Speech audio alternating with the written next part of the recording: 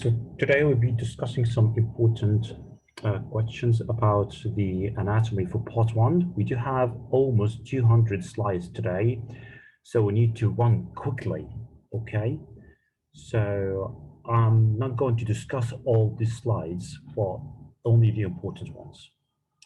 But if you have any questions, I'm glad to answer anything in the chat of the Telegram.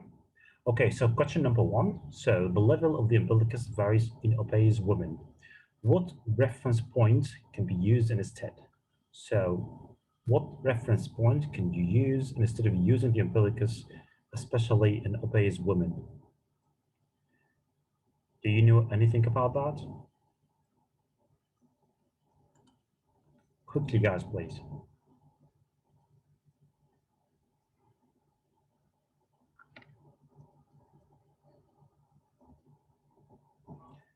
Which is the level of the anterior superior iliac spine. No, I guess no. So subcostal plane. So next question, I'll explain that in a minute. So next question, which vessels can possibly be injured in the subcutaneous tissue where a transverse suprapubic skin incision is made? Which vessel can be injured during the transverse suprapubic skin incision?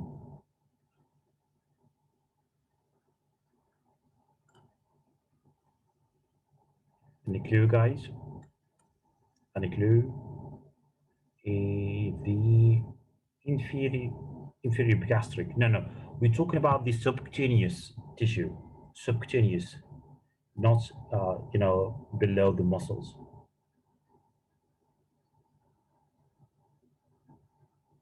Superficial epigastric. Yeah, I guess this is correct. Good, very good.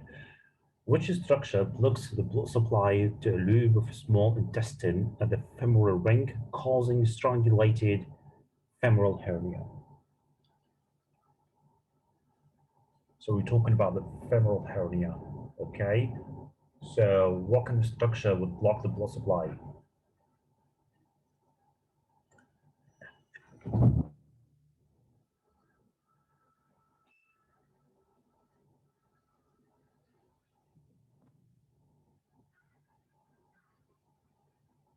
Inguinal ligament? No, think again. Try again, please. Quickly, guys.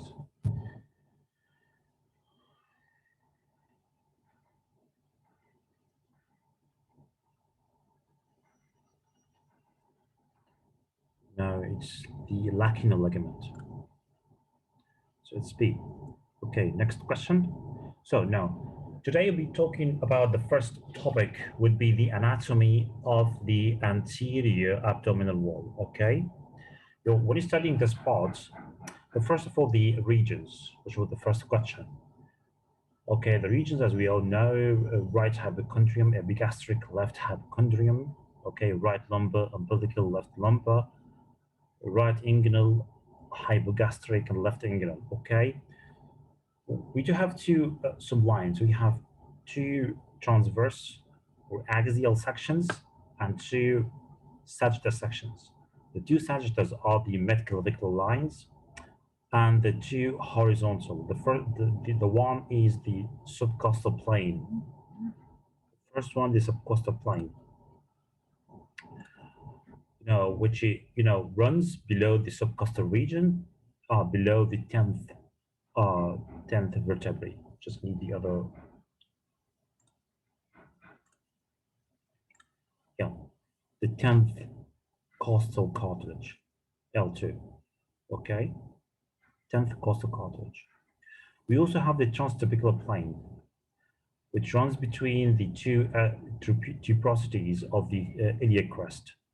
So where is the transpyloric plane? So we're finished. We're done with the subcostal plane. We're done with the transtabicular plane. And so where's the transpyloric plane? This is the transpyloric plane, which runs at the level of the 10th costal cartilage, right here. So it's a little bit above the subcostal plane. So transpyloric It's called like this because it runs through the pylorus of the stomach. Okay, this way it's called the transpyloric plane at the 10th costal cartilage, but the subcostal plane at the level of the 10th costal cartilage. Okay, so we can use the subcostal plane instead of the umbilicus. As you can see from this picture, it runs directly through the umbilicus. The umbilicus will be right here.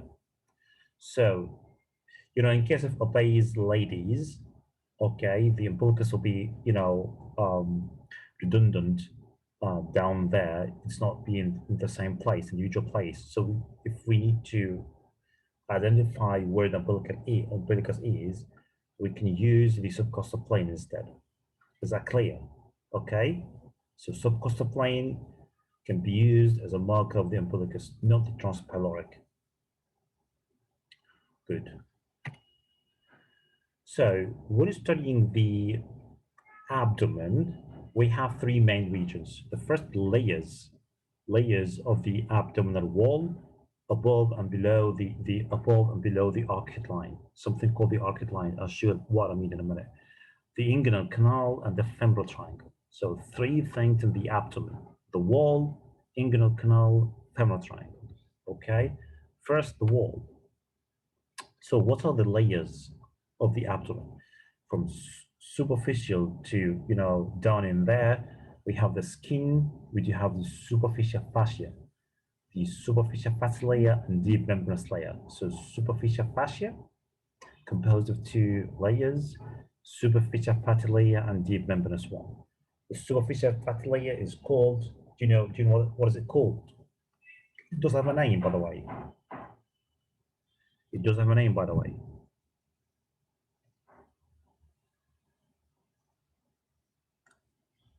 Compass. And the other one, Dr. Hassan, perfect, Dr. Hassan. The other one, the deep membranous one. Do you know what's it called? Scapus. Good, perfect, perfect. So we don't have a deep fascia in the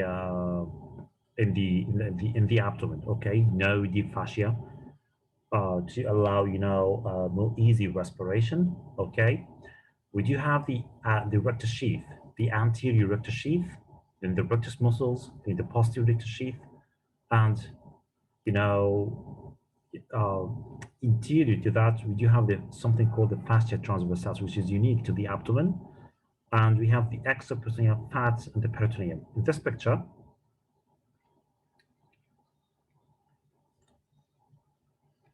hang on, yeah. First, we need to identify what the arcuate line is. So you can see this is the arcuate line. What is it? So this horizontal line demarcates the lower limits of the posterior layer of the rectus sheath. So the sheath has two layers.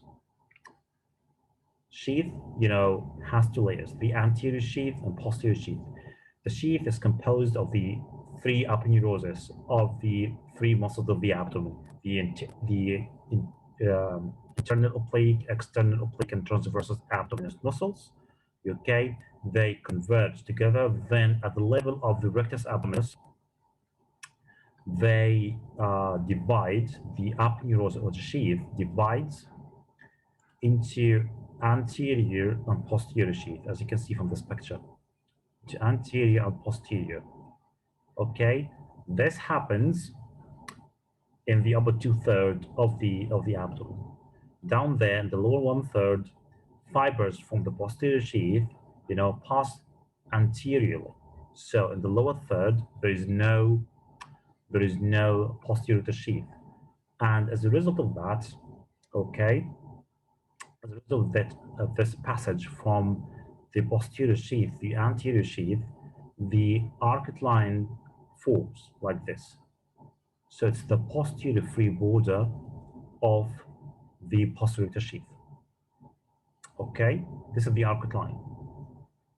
So in the previous picture, in this one, okay, as you go up in upper 2/3 of the abdomen, there is anterior sheath and posterior sheath. Okay, in the lower 1/3, in the way, in the place that we do cesarean section, the finishing incision, there is no posterior sheath.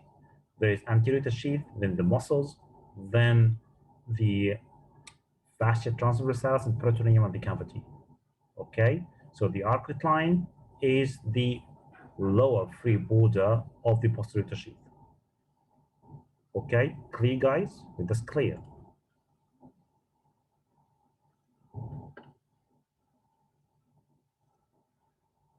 Clear, guys? Please let me know. Good. Thank you, Dr. Hassan. So next,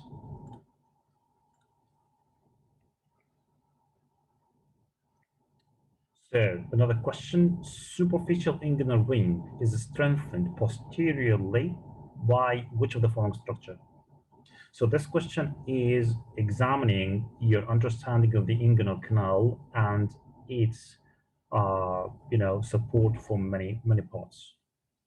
What kind of structure would give more power to the inguinal canal? Posteriorly.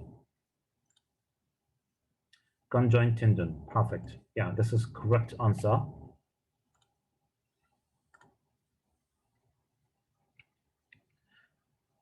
I'll show you a very nice diagram of the inguinal canal in a minute. Just bear with me. So, which of the following nerves pierces the internal oblique muscle and passes through the inguinal canal? So, we need a nerve that pierces the internal oblique muscle, and passes through the inguinal canal. The ilioinguinal nerve. Perfect. Good. Perfect.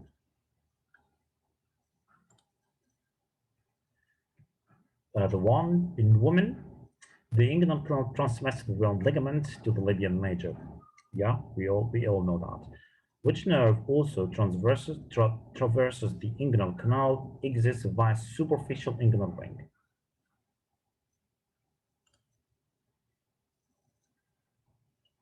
So, which nerve will pass through the inguinal canal and exits via the superficial inguinal ring? Which one? Basically the same thing. It's ilioinguinal nerve. Same thing. Yeah, perfect. The genitofemoral nerve, it's not here, but it doesn't pass through the ring. It passes, but doesn't pass through the superficial inguinal ring. In the middle of the canal, the ilioinguinal, the genitofemoral nerve traverses the middle of the canal to the femur. Okay, so anatomy of the inguinal canal. Okay, this is very important. You just need to know the basics of that. So the canal is a defect in the wall of the abdomen. Okay, so it's a tunnel made through all the walls of the abdomen that we just said. Okay, the sheath, the muscles, the fascia transversalis, and even the peritoneum. Okay, so a canal does have a beginning and an end. So it starts at the deep ring, the defect here, all the way to the exit, the superficial ring. Okay, so it defects in the fascia transversalis, in the aponeurosis, in the sheath, in the muscles, all the way to the anterior to sheath till the exit. Okay, so since it's a defect, and this is a weak part of the abdomen, and it's a defect in the abdomen, so we need to reinforce the floor on the anterior wall, the anterior and posterior. We need to make some reinforcements in order to compensate for this defect. Yeah, clear. So this is a very nice diagram, by the way. This one is much better than the previous one because, if you do this one, you will answer the question in the exam. Okay, this is cross section in the inguinal canal. Okay, this is the inguinal canal. As you can see, this is anteriorly, this is posteriorly. As you can see from inner side to outside, you have the peritoneum. You have here the transversalis fascia and also the muscles, and we have the external oblique muscles, and the wall of the abdomen, okay? And down there, there's the first reinforcement, thickening of the floor of the canal, will form the inguinal ligament. There should be a ligament here, okay? So the inguinal ligament is thickening of the floor of the inguinal canal, okay? So protect the canal from below, okay? The aponeurosis of the external oblique is the major component of the anterior wall. So this is the external oblique. It will form the major component, the major structure that enforce the anterior wall of the canal, okay? Fibers of the internal oblique muscles reinforce the lateral part. The posterior wall of the canal, okay, reinforced by the conjoint tendon, like here. As you can see from this picture. So this is the canal, as you can see. Anteriorly, fibers from the external oblique aponeurosis, okay? Posteriorly, this is the posterior part of the canal, okay? This is the reinforcement by the internal oblique muscle and the transversus abdominis muscle converge together to form the conjoint tendon. This is the conjoint tendon. It's 2 layers, by the way. Conjoint tendon. Laterally will be the internal oblique muscle. And can you see this nerve? Can you see this nerve that passes between the transversus abdominis muscle and the internal oblique? This one would pierce through the internal oblique to pass through the inguinal canal. Which one is this? Which one is this, guys? Do you see this nerve? Hello, can you hear me? Can you see this nerve?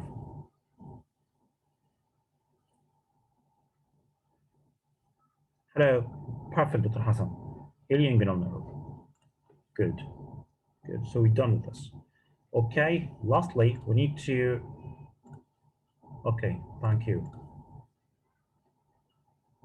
Contents, importance. What are the contents of the inguinal canal in females? But first we have the round ligament. So do you know what are the attachments to the round ligament? Where does it go? Where does it go? The round ligament. This is a question for you, by the way. Yeah, where does it go? Please share it with me. No. Yes, Dr. Hassan, conjoint tendon is made of 2 layers of the muscles, the internal oblique muscle, and transversus abdominis. Yeah, perfect. So tell me, Dr. Hassan, please, what are the attachment of the round ligament? Where does it go?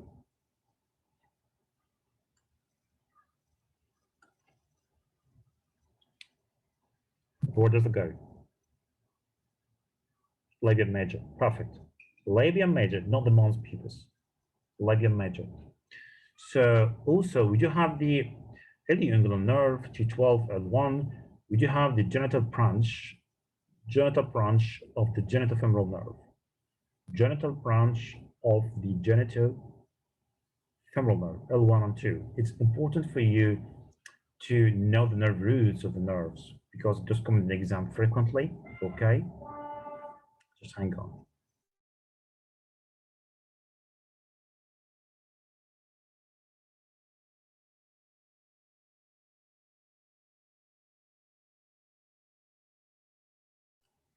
Sorry guys, bullet trains.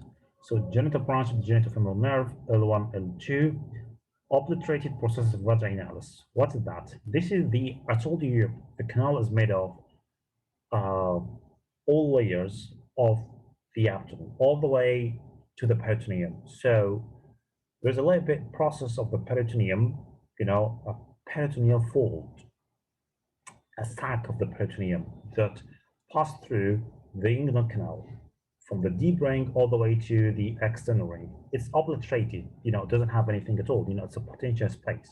But on specific condition, it might be filled with the fluid to form the something called hydrocele of the canal of Nock.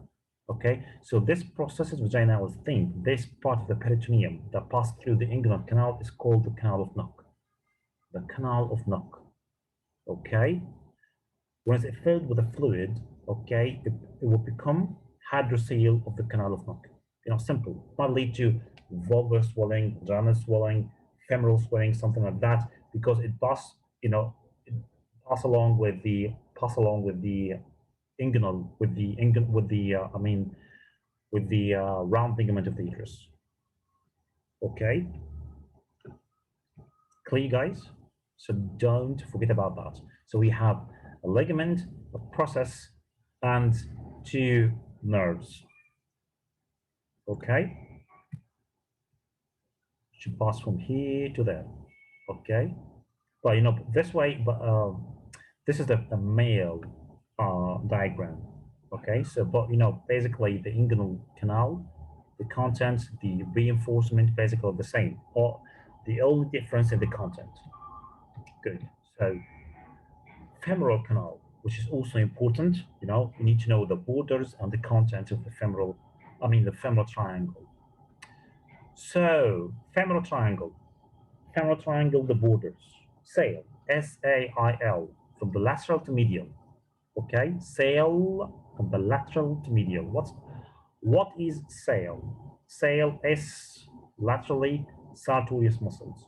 So sartorius, this one. Okay, medially, adductus longus, this one.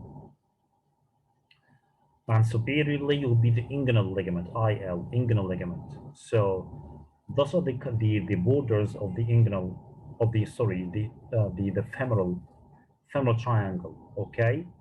Sartorius, laterally, adductus longus, medially, inguinal ligament in the base. So sail from lateral to medial, okay? The apex also would be the meeting of those together, the adductus longus and the sartorius. So don't forget about sail, okay? Sail from lateral to medial.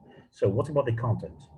Navel, sail and navel, N-A-V-A-L, navel, again from lateral to medial. So I'm trying to make it easy for you, okay? So what is navel? What are the navel component?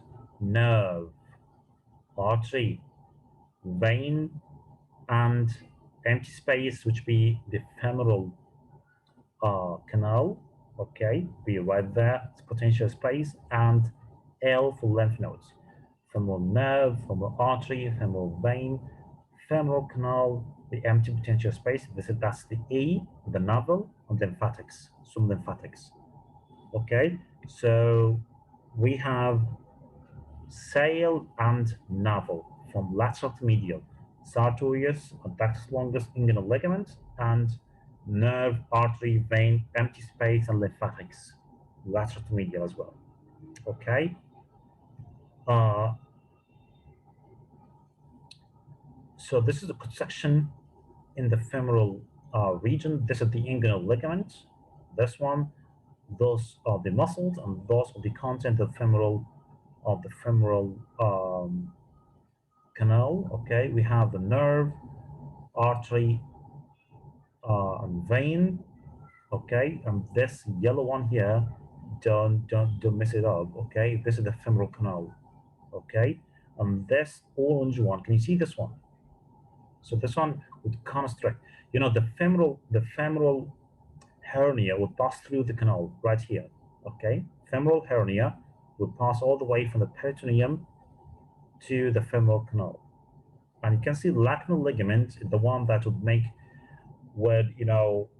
so much compression on the hernia, will strangulate the blood vessels. You know, one of the surgical procedures that the surgeon would do in order to relieve the strangulation would cut through this lacrimal ligament. Okay, to relieve the obstruction of the blood vessels. Okay, so don't forget about this lacrimal ligament. But this one is the femoral canal, in the close proximity of the femoral canal. That's clear, guys. Am I going too fast for you, or this is appropriate?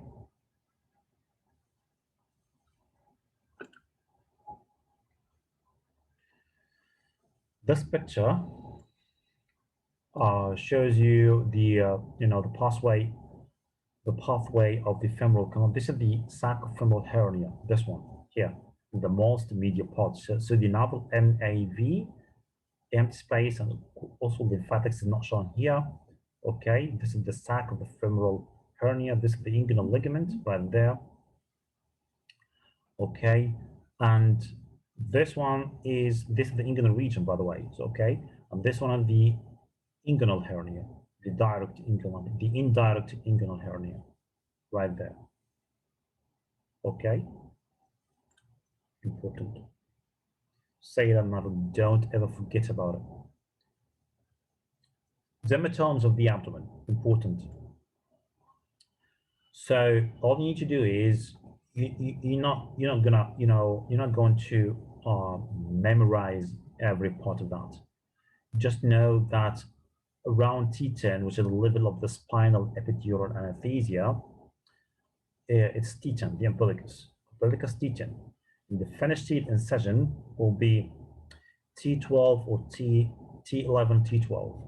The ilioinguinal, iliohypogastric nerves. Okay. Suprapubic L1. Suprapubic will be L1. Okay. So we have T12 umbilicus, a little bit below, at the level of transverse abdominal incisions, the finished teeth, joint kind, and other things will be T12 and T11, T11, T12. Suprapubic directly will be L1. Okay. So T12. T10 around the umbilicus, yes.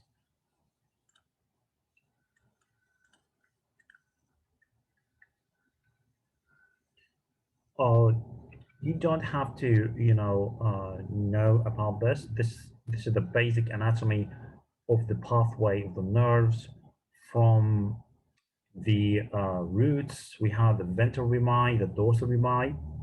Okay, we have the roots, then the rami, then the nerve, then the branches, all the way to the wall of the abdomen. We have the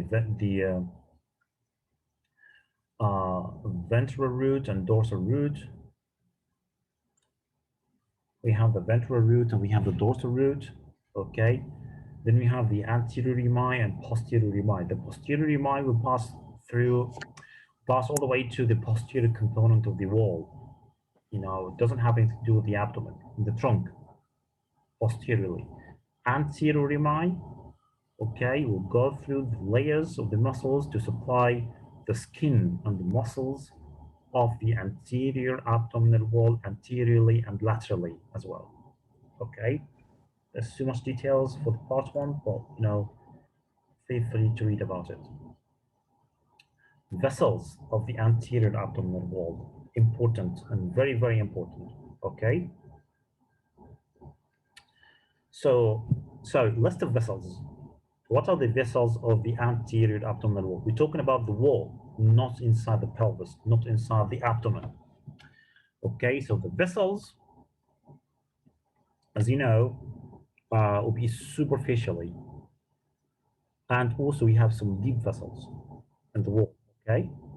The deep vessels will be the inferior epigastric and deep circumflex iliac, okay? Inferior epigastric and deep circumflex iliac artery, okay? Do you know those arteries are branches of? Which artery in our body will give rise to those deep branches of the wall?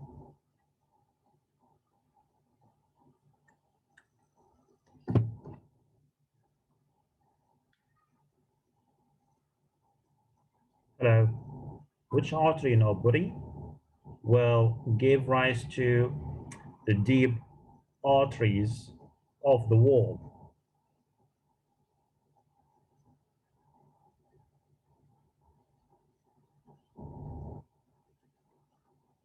Could you answer me, guys, please? Could you please share your answer in the chat box?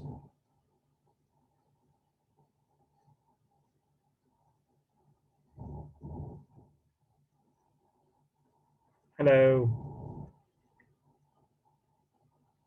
Okay. external iliac artery. The external iliac artery will give the deep branches of the wall, the inferior epigastric and deep circumflex iliac. We also have superficial vessels that run, superficial to the muscles.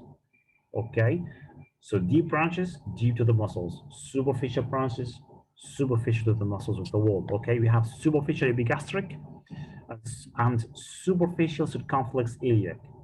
Those one would run, just below the skin. Okay, those kind of arteries that you can cut through during the skin incision. Okay, superficial epigastric, superficial circumflex iliac artery. Do you know what kind of artery, which artery in our body will give rise to those superficial branches? Which one? So we said that external iliac artery gives rise to the deep branches. Which artery gives rise to the superficial branches?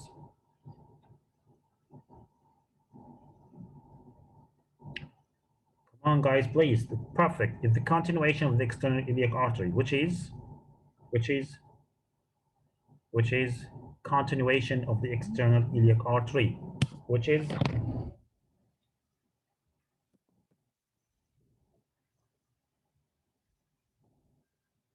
called,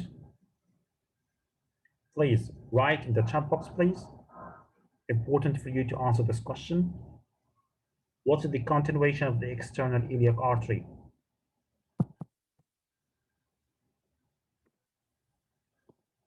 Femoral, perfect. So we have the external iliac artery like this, okay? And we have the wall of the abdomen. Right there, down there would be the inguinal ligament, okay? The external iliac artery will give some branches deep to the muscle. Once it passes below the wall of the abdomen, it becomes the femoral artery and gives rise to the superficial branches, okay? So deep, superficial, external iliac, and femoral. External iliac gives rise to the deep branches, the inferior epigastric and deep circumflex iliac. On those kind of arteries, okay, those arteries have sister arteries, have sister superficial arteries. The sister arteries would be superficial epigastric and superficial circumflex iliac artery, branches from the femoral artery. Okay, good. Next. So those are the deep vessels, branches of, just my laser pointer again. Yeah, branches of the external iliac artery. Branches of the external iliac artery. This is the external iliac artery. This is the deep circumflex iliac, and this one is the inferior epigastric. Okay, and yeah, important here, very important here for the anatomy of the wall and the anatomy of the laparoscopy as well, to know about the course of the inferior epigastric. So as you can see, it pierces through the transversalis fascia, right there, as you can see, and passes superficial to the arcuate line. Can you see this arcuate line? This picture is from inside, not from outside, okay? So this picture is from inside. This is the anterior wall, the anterior abdominal wall from inside, okay? And this is the inferior epigastric. This is the external iliac artery, and that's the vein, okay? And this one is the deep circumflex iliac artery, and this is the inferior epigastric artery. Pierces through the transversalis fascia, okay? And it passes just, along the surface of the rectus muscle, then it jumps between the muscle and the arcuate line. This is the arcuate line, which is the inferior border of the posterior sheath. Okay, then it continues, superiorly or in the Kiefer direction to anastomose with the superior epigastric, not the superficial epigastric, but with the superior epigastric artery, which is a branch off. Do you know anything about Do you know anything about the superior epigastric artery? Could you please tell me any information about the superior epigastric artery, like a branch from? It's a branch of the the mammary artery, the internal mammary artery, which is a branch of the second part of the subclavian artery. So the other way around, second part of the subclavian artery gives rise to the internal mammary artery. The internal mammary artery runs through the chest all the way down to the abdomen to anastomose with the inferior, with its sister, the inferior gastric artery. Clear, guys? This is the pathway of the inferior gastric. Especially this part is very important. The relation between the inferior gastric artery and the arcuate line. Okay. Next. Yeah, this is a very important part. It comes in the exam frequently. Laparoscopic consideration for the anatomy. Okay. Safe zone. Safe zone. Okay. To put in utrochus. This should be from less than 1 centimeter from the midline or more than 8 centimeters from the midline. So can you see this picture? We have some gray color, we have some, light green and dark green. This light green, is very dangerous. It should be colored in red, by the way. This is the course of the inferior gastric, this light green thing. This is the course of inferior gastric. As you can see, there's variation of the course of the inferior gastric. But in the middle of the tummy, in the middle of the abdomen, it comes close to the midline. As you can see. So to be safe to put in utrochus, because injuring the inferior gastric is a nightmare to the laparoscopist. Okay, so you need to be either 1 centimeter from the midline here. You would be medial to the inferior gastric, or 8 centimeters away from the midline. This dark green parts of the abdomen, okay? And right here, you'll be lateral to the inferior gastric course. You'll be, good to go. Okay? So 1 centimeter, less than 1 centimeter, or more than 8 centimeters. This is the way you could button your trochus. Okay, without any fear from injuring the inferior gastric artery. Okay, clear, guys? Good. Hasselbalch triangle, another important part of the anterior abdominal wall. Okay, what is the Hasselbalch triangle or Hasselbalch triangle? So it's a triangle, in the interior part of the anterior abdominal wall. So again, this is the anterior abdominal wall, and from inside, anterior abdominal wall from inside, this is the rectus muscle, this is the inguinal ligament, okay, and those are the vessels, the external oblique. So this is the artery to the lateral and vein to the medial, okay, and this is the femoral canal. This one, the femoral canal, right here. Okay, and this one is, what is this artery? This one. In the chat box, please, guys, could you please tell me a branch from the external iliac artery that passes, here to the rectus. Which one is this? Inferior epigastric artery, perfect. So the triangle between, from inside of the anterior abdominal wall, okay? Triangle between inferior epigastric and lateral border of the rectus muscle, and the base would be the inguinal ligament. This green part would be the inferior epigastric. Okay? It's important because this is a site for direct inguinal hernia. So we have two types of hernias, inguinal hernia. We have the direct and indirect. The indirect will pass through the inguinal canal, okay? But the direct will pass directly through the anterior abdominal wall, okay? Good. So don't forget about it. Inferior epigastric, lateral border of the rectus, and the inguinal ligament. This is the laparoscopic view of the Hasselblad triangle. Okay. This one, the inferior epigastric artery. You know, it's a little bit difficult for you. This one, the uterus. As you can see, the uterus. Can you see the uterus? Okay. And what's this? What is this structure that passes between the uterus and the inguinal region? What's this? Could you tell me, please? What's this structure?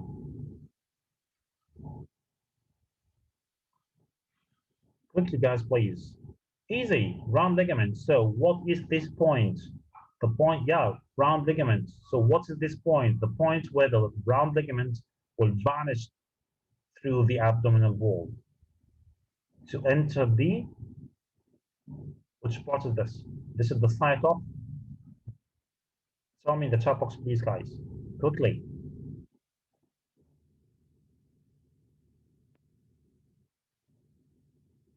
What is this point? Deep ring, perfect, Samuel, perfect. So this is the deep inguinal ring. So I can imagine that the round ligament, the inguinal ligament will pass through here. So this is the inferior epigastric, and this is the inguinal ligament right there, and this is the lateral border of the muscle, the rectus. So this part here is the Hasselblad triangle. This part. Good. Thank you.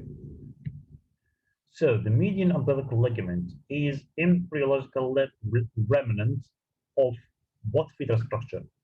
So what is the median umbilical ligament? What's the median umbilical ligament?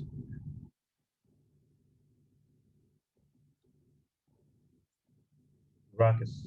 Perfect. D. Urachus. Perfect. Thank you, guys. So we have three types of umbilical ligaments. You know, we have the median, medial, and lateral. This one in the middle, called the median, which is obliterated urachus. Okay, and we have the medial, this one, obliterated umbilical arteries. Obliterated umbilical arteries. Umbilical artery is a branch of, do you know, the umbilical artery is a branch of which artery? Which artery gives rise to the umbilical artery? Which artery gives rise to the umbilical artery? Which artery gives rise to the umbilical artery? Perfect. Anterior division of the internal iliac. Perfect. The obliterated umbilical artery is the medial umbilical ligament right there. And laterally, the lateral umbilical ligament is the condensation around the inferior epigastric. So we can imagine that the medial umbilical ligament lies inside the Hasselblad triangle. Yeah? Good. So the deep circumflex iliac artery is a branch of which artery?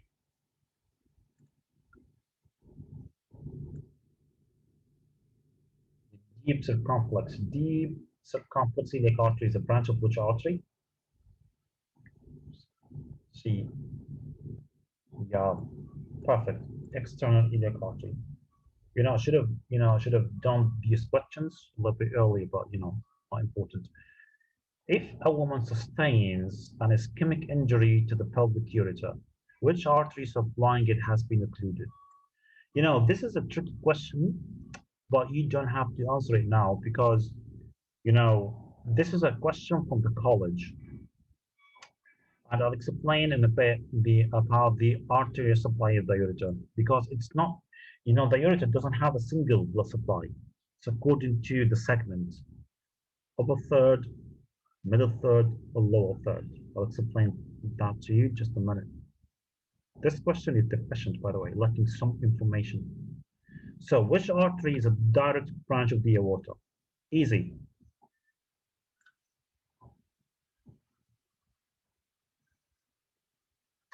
Which artery is a direct branch of the aorta?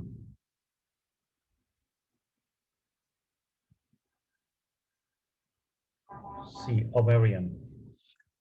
Ovarian artery. Perfect. Inferior vesicle, branch of the internal iliac. So is the uterine artery and vaginal artery. All those arteries are branches of the internal iliac. Ovarian artery is a direct branch of the abdominal aorta. Okay, perfect. So talking about the vessels of the pelvis. So we're done with the vessels of the wall. Now we need to dig in deep and talk about the vessels of the pelvis. So overview of the vessels. This is the aorta gives rise to the divides into the external iliac artery and the internal iliac artery. Okay, and so does the vein. Internal iliac artery, two branches, two divisions. Anterior division, this one, and posterior division. Okay, the anterior division of the internal iliac, shortly, so the internal iliac itself is very short. It's like about 3 to 4 centimeters, this little part here. Okay, but soon after that, it divides into two divisions, the anterior division and posterior division. Anterior division gives rise to many, many, many, many arteries. The uterine artery, obturator artery. This little one here is the obturator artery, the one that passes through the obturator canal, obturator foramen. This one. Okay. Also gives rise to the umbilical artery. This one. This one, umbilical artery. Okay, which is obliterated. As you can see from the rest of the artery, it's obliterated and would form later on the medial umbilical ligament. This one. Also gives rise to superior vesical artery, vaginal artery, uterine artery, this one, uterine artery, and inferior gluteal artery, this one, inferior gluteal artery. And the terminal branch, the last branch it gives is the, no, it's not, wow, this is a mistake. The terminal branch is the internal pudendal artery, this one. So this is one of the most important branches of the internal iliac artery, the internal pudendal artery. It leaves the pelvis, okay, through this is the ischial spine. So it makes a curve around the ischial spine, leaves the pelvis and enters the perineum. This little part here is the perineum. So the door of the perineum is the canal around the ischial spine. Okay, this is the door to the perineum. Okay, internal pudendal artery is the main arterial supply, to the perineum. So those are the branches of the internal anterior division of the internal iliac artery. The tricky one is the inferior gluteal artery. So inferior gluteal artery comes from the anterior division. In the posterior division, we have so many arteries as well, just 3 arteries: superior gluteal, lateral sacral, iliolumbar arteries. So superior gluteal, this one here, exits the pelvis all the way to the gluteal region, superior gluteal artery. This is the largest branch of the common iliac and largest branch of the posterior division, the superior gluteal artery. As you can see from this picture, this muscle here is called the piriformis muscle. Okay, so the piriformis muscle leaves the pelvis through the greater sciatic notch to the greater trochanter of the femur. Okay, above this muscle, there is the superior gluteal, and though this muscle is the inferior gluteal artery. What I'm telling you now is an exam question. Okay, it'll be like this: which artery leaves the pelvis and passes above the piriformis muscle? Or which artery, the artery that leaves the pelvis below the piriformis, is a branch of which one? Anterior division or posterior division? So you need to know all this information. So the inferior gluteal artery is a branch of the anterior division of the internal iliac and exits the pelvis below the piriformis muscle, while the superior gluteal artery is a branch of the posterior division, leaves the pelvis and passes above the piriformis muscle. Just clear, guys. Just got here to add the internal pudendal artery. This one should be written here. Okay, good. The schematic view of the all arches of the pelvis. Okay, so same as before. Corona mortis. What's corona mortis? From the name, something very dangerous and needs to kill. Okay, corona mortis. Corona means the crown, and mortis means something that's gravid, something that might kill the patient. Okay, for mortality is anastomosis between two things. Anastomosis between the inferior epigastric and the obturator artery. So basically, we are talking about a pathway for the blood between the external iliac artery and the internal iliac artery. So sometimes in cases of severe postpartum hemorrhage, okay, as a last resort after hysterectomy, so you might, think of, ligating the internal iliac artery right there. But sometimes even after doing that, there'll be some blood. Still hemorrhage occurs. Still there'll be blood in the pelvis. This blood comes from anastomosis from the external iliac artery. This anastomosis is called the corona mortis. Okay, so the shortcut between the external iliac and internal iliac artery. Okay, guys, is that clear? Okay, please tell me so that I can go on.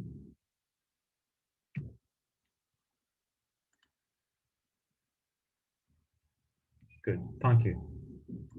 So, largest branch of the internal iliac artery, overall superior gluteal.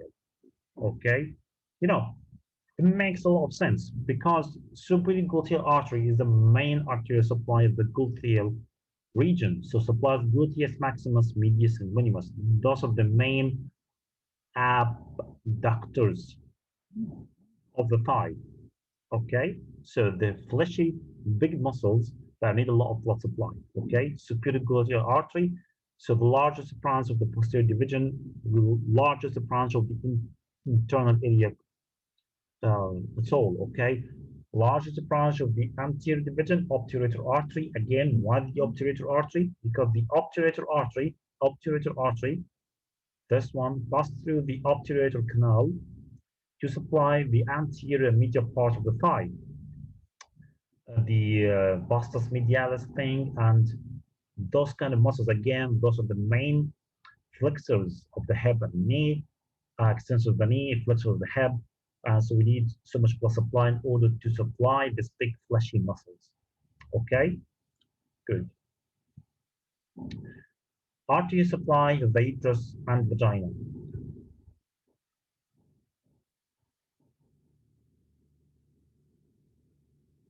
Excuse me. Sorry, pardon me. So uterine artery is a branch of the anterior division of the internal iliac artery, but just above the ureter in the Wertheim canal. I'll show you the Wertheim canal in a second. So this is the uterine artery, right there. This is the ureter. You know, left one, right one, left one. Okay. So this is the right artery. So it gives ascending branch, cervical branch. Sorry, gives ascending branch to the uterus, rest of the uterus, and the tubes. Also gives a descending branch to the cervical region and descending branch to supply the vagina. So we have the vagina has many arteries, okay? Descending branch of the uterine artery and vaginal artery itself, which is a separate branch for the vagina, comes from the anterior division of the internal iliac artery. Okay? Okay, so the vaginal branch of the uterine artery, this one anastomoses with the vaginal branch of the internal iliac artery. As I told you, this is the vaginal branch of the internal iliac artery, and this one is this little one here is the descending vaginal branch of the uterine artery. This one. So they do anastomose together. So in the middle, so they keep branching till they meet in the middle.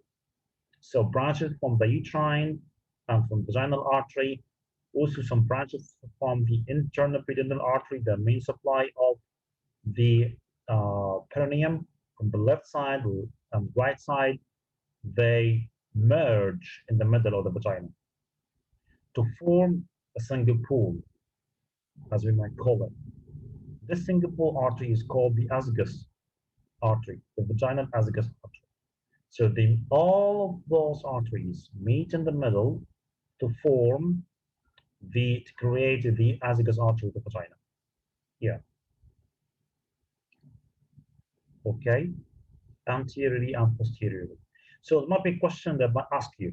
So during abdominal hysterectomy, okay, so you done the uterus, you remove the uterus, you removed the cervix because this is the total abdominal hysterectomy, and now you're left with vaginal stump. And this bleeding in the stump, and this bleeding comes from the middle of the stump. This is an exam question. I'm going to ask you, since this is the middle of the stump, okay, which artery is the responsible for this bleeding? Could you please tell me?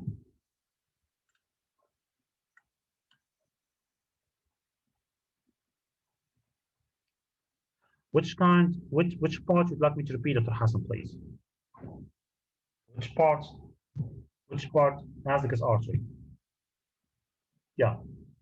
Okay. Thank you, Tasanya. So, Dr. Hassan, please tell me in the chat box which corona mortis. Okay. So, are you done with this, with the azygos artery? Are you happy with this? Are you happy with the azygos artery? So, you'd like me to repeat the azygos artery and the corona mortis? Okay. So, again, corona mortis. Again. So, go back.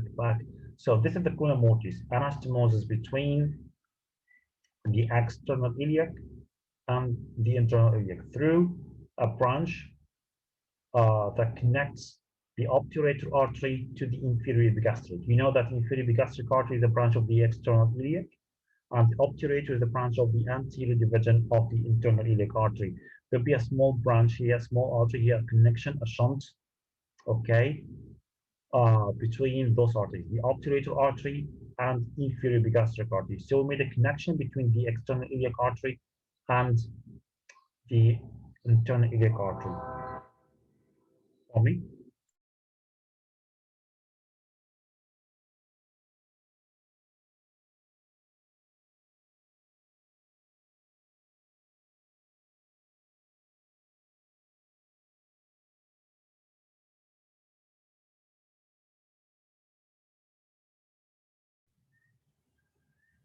Okay, guys. So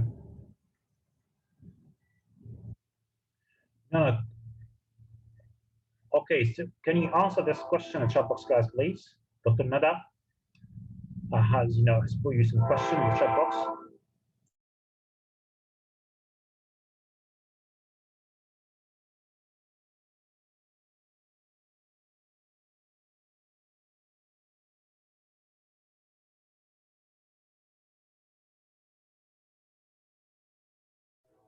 Really loud for you, so you can do it in the recording. Okay, so which of the following arteries may occasionally arise as a branch of the external iliac artery or inferior gastric artery instead of a branch of the internal iliac artery?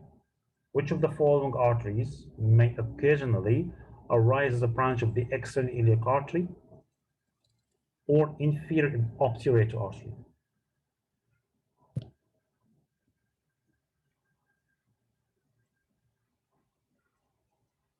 Okay, so waiting for Dr. Meda to tell us. Is this correct, Dr. Meda?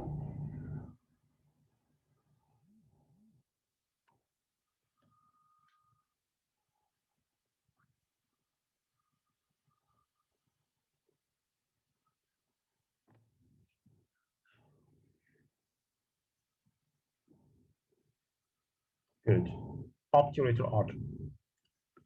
Okay. So, Dr. Hassan, excellent, guys. Are you done with the ascus artery? We need to move, guys. We have a lot to cover today. So, course of the ureter. Course of the ureter. Important as well. Yeah. So, at the pelvic brim, the course of the ureter is very complex. You know why it's complex? Because it changes direction. Yeah, I mentioned in the case of hysterectomy about, I was talking about the ascus artery. So if you see blood coming from from the stump of the vagina after removing the uterus and the cervix, and you look to the stump, okay? So there's blood coming out there, and this blood comes from the middle of the stump. It's got to be the ascus artery, because the ascus artery of the vagina, you know, located in the middle, in the center of the vagina. Okay, so any block from the middle of the vagina has got to be the ascus artery. Okay,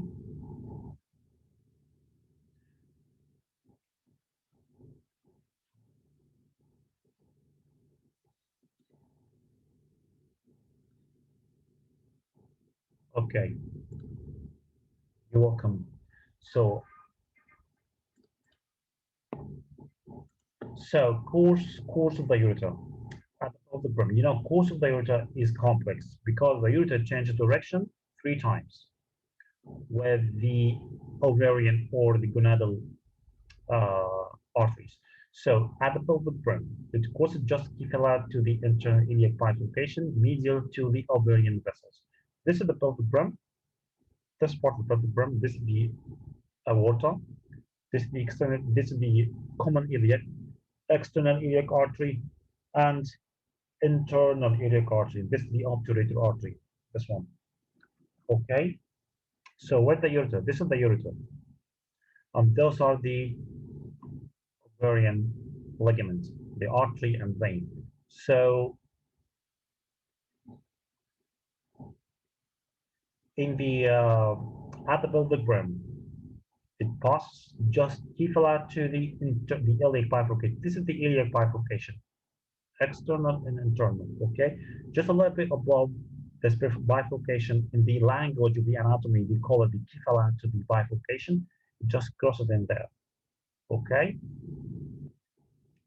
at that point, it will be medial to the bifurcation. But sorry, medial to the ovarian artery. Medial to the ovarian artery. So if you're dissecting through the posterior abdominal wall, and if you could see the bifurcation, okay, so from lateral to medial, the bifurcation, ovarian arteries, then the ureter, okay, bifurcation, ovarian artery, the ureter, bifurcation, ovarian artery, the ureter. Okay, so at the level of bifurcation, the ureter will be the most medial part. Will be the most medial part. I mean, the most major structure. Okay, don't forget about it. At the level of the bifurcation of the internal and external, okay, the ureter lies in the most medial structure. Yeah, important, very important. So the whole course of the ureter started right there. Okay, the ureter started from the renal pelvis, okay, right there, just, you know, superficial to the psoas muscle, okay, passes medial to the internal iliac where it's crossed by the ovarian vessels, okay. So everything is okay until it meets the ovarian vessels. Those are the ovarian vessels, as you can see here. The ovarian vessels take the long way, okay, from center of the body all the way to the lateral of the body, okay.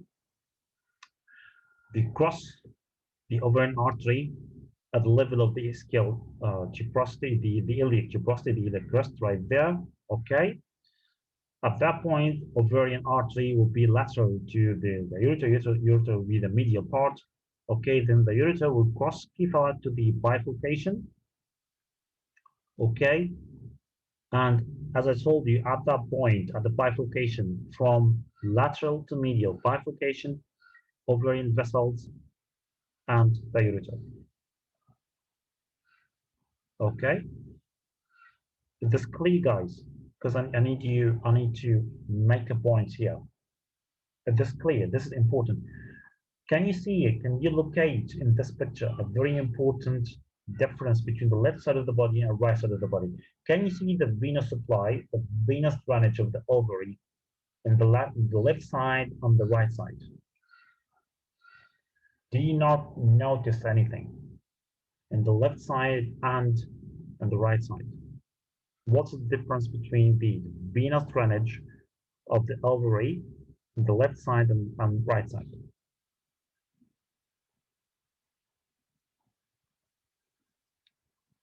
Tell me, please. The blue are colors of the veins. So do you notice any difference between the left side of the body and right side of the body for the drainage of the ovary?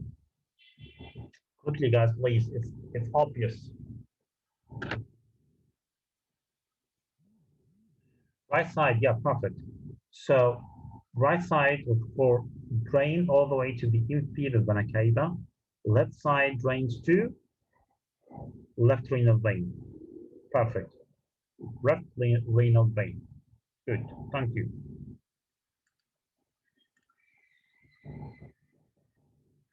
Okay, so Wertheim canal.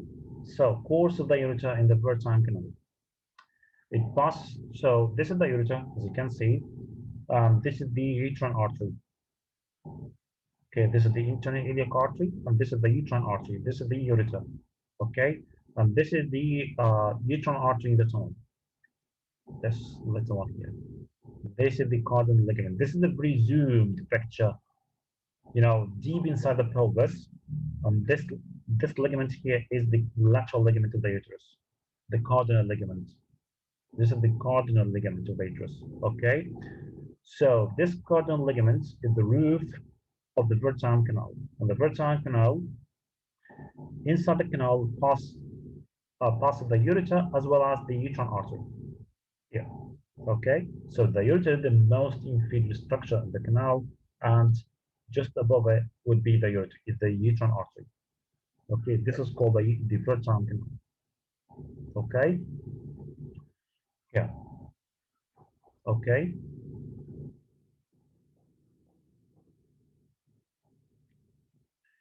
Blood supply of the ureter.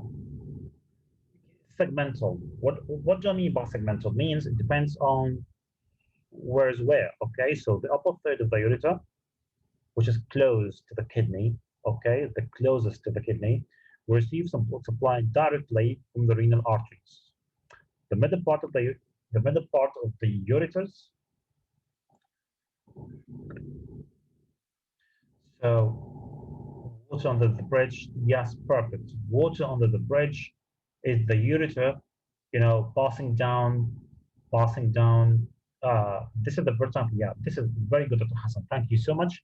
Water under the bridge means the ureter passing below the roof of the Wertheim canal. Perfect. So blood supply of the ureter, segmental, upper third, middle third, and lower third. Upper third, receive some blood supply from the renal vein, renal arteries.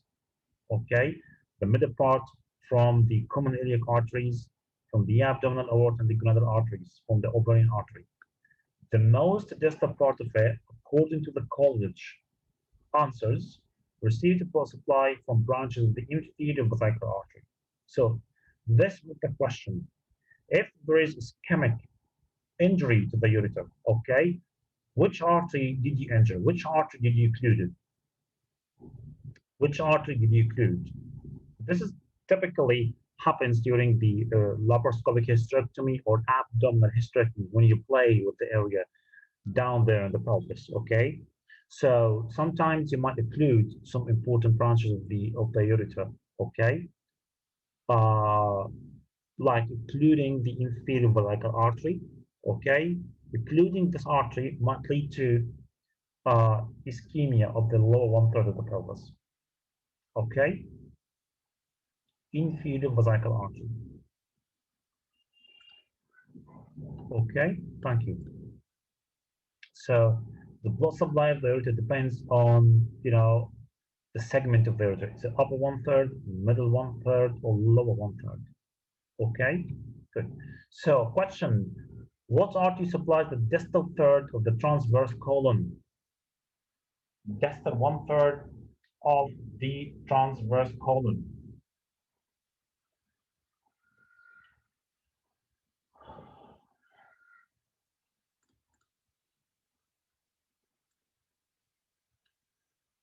Inferior mesenteric artery.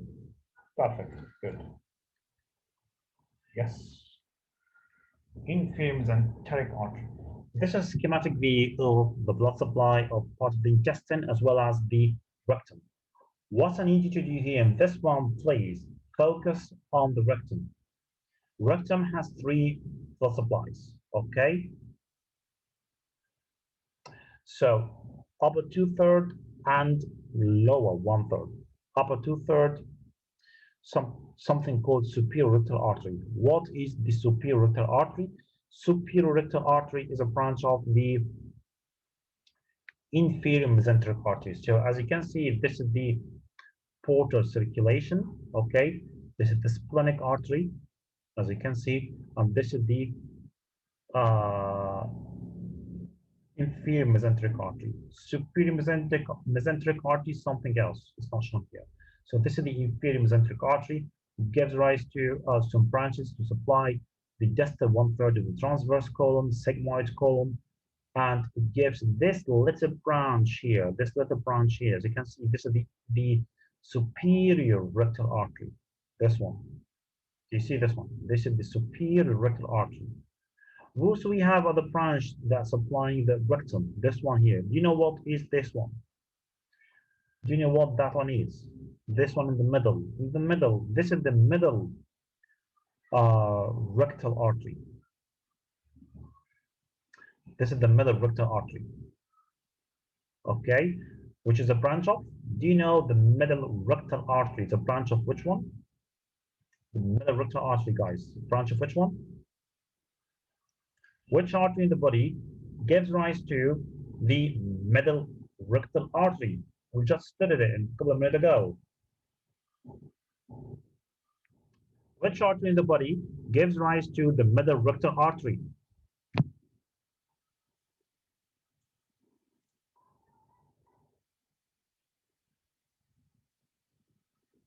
Perfect. Anterior division of the internal iliac artery. So that's why it's not shown here. Okay. Last one is called the inferior rectal vessels of inferior rectal artery, which is the branch of the internal epidental. As you can see, it's below. It's below the diaphragm. So a main arterial supply of the perineum. Okay. The internal epidental artery, which is again a branch of the internal iliac artery. The anterior division. So internal epidental artery gives rise to the inferior rectal artery. This one here. So we have 3 rectal arteries: superior, middle, inferior. Superior, the branch of the inferior mesenteric. Middle, internal iliac. Inferior rectal artery from the internal epidental artery. So we have anastomosis between the portal circulation here, because the venous drainage would go the same way. Venous drainage of the upper third of the rectum will pass to the inferior mesenteric vein. Okay.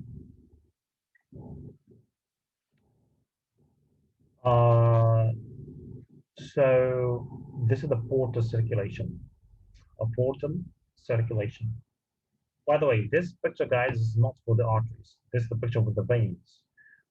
So this is the, but you know, it doesn't make any difference. You know, just we need to clear the concept that we have three rectal muscles. So this is the inferior superior rectal vein, which is a part of the portal circulation, as you can see here. So pass to the portal vein, okay? Anastomose with the middle rectal vein and inferior rectal vein. So this part of portosystemic anastomosis, which is, you know, a site for dilatation in case of portal hypertension and biasm, so and so. Okay, is this clear, guys? Tell me, is it clear or not? Shall I continue?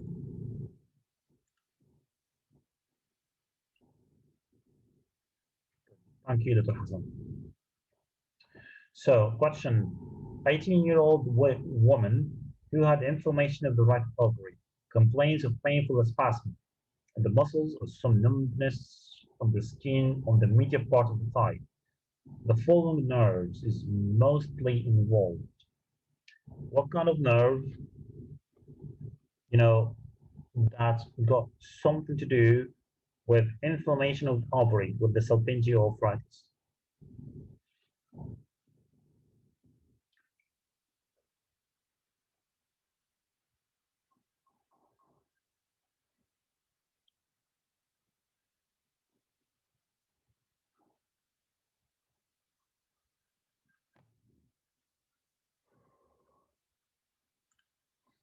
The obturator nerve, perfect, because it passes. So we're talking about here the content of the ovarian fossa. Perfect. Which nerve or nerves plexus provide a sensory innervation to the cervix? So we know that the cervix is, you know, sensitive. There's sensation to the cervix. So which nerve would transmit sensation from the cervix all the way to the spinal cord? Which part? Pelvic splanchnic nerve. Perfect. S2, 3, and 4. Pelvic splanchnic nerve. Perfect. Pelvic splanchnic nerve. No, not D. Not superior epigastric plexus. No. Okay. So which nerve arises from the ventral rami of the lumbar plexus? It emerges from the medial border of the psoas major muscle. So a nerve that comes out of the lumbar plexus emerges from the medial border of the psoas major muscle, and this nerve is very important for the gynecology team. I'll tell you why in a second. Okay, so which nerve of those is a branch of the lumbar plexus and has important relations to the psoas muscle?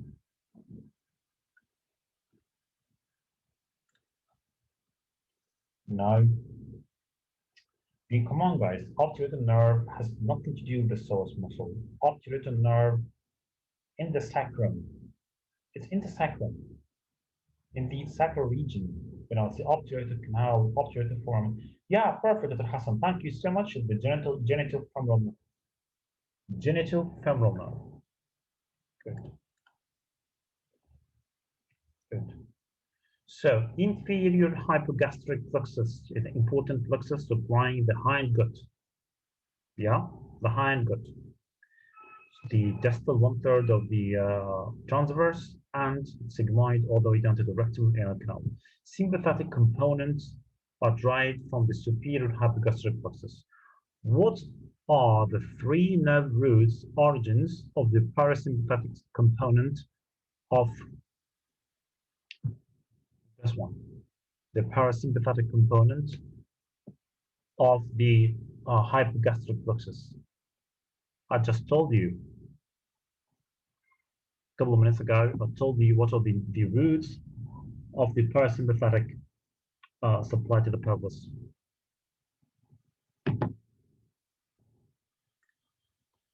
Perfect, Dr. Sanya. S2, 3, and 4. Perfect.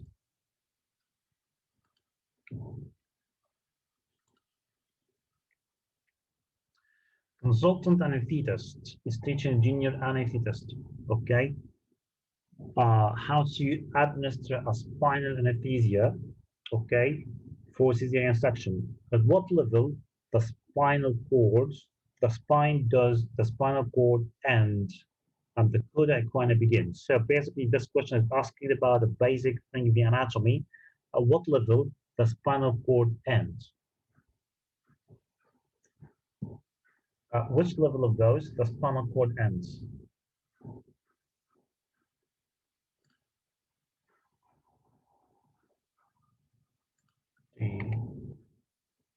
I guess, yeah, correct. L1, L2.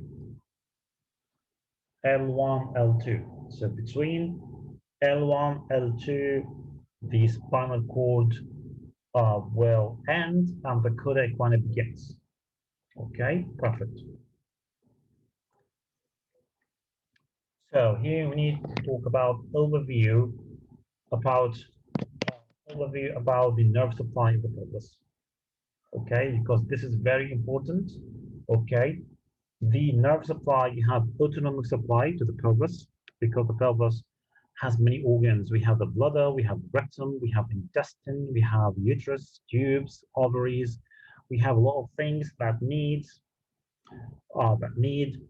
autonomic nerve supply. Also, we have muscles, we have sphincters, we have pelvic floor muscles. So we need also somatic sensation, okay, through the pudendal nerve and coxageal nerve, okay. So overview of the nerve supply to the pelvis. Sympathetic, the first one. Sympathetic pathway. Any pathway in the body has two main things, efferent and afferent. Efferent means supply from the center to the organ itself, and afferent, the return thing from the organ all the way to the center of the body. Okay, so efferent means supply, afferent means returning back. Okay, so efferent, sympathetic pathway. Efferent, lower two lumbrus flank nerve, L3 and L4. This one and that one, L3 and L4. Okay, all the way to the superior hypogastric plexus. All the way to the superior hypogastric plexus. Okay, where is it? This is the superior hypogastric plexus. Okay.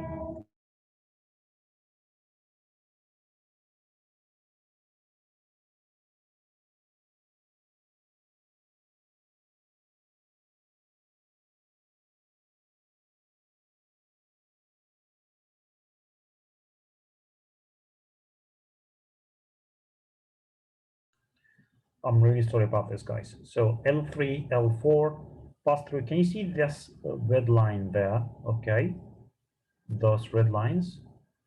So yeah, come from here.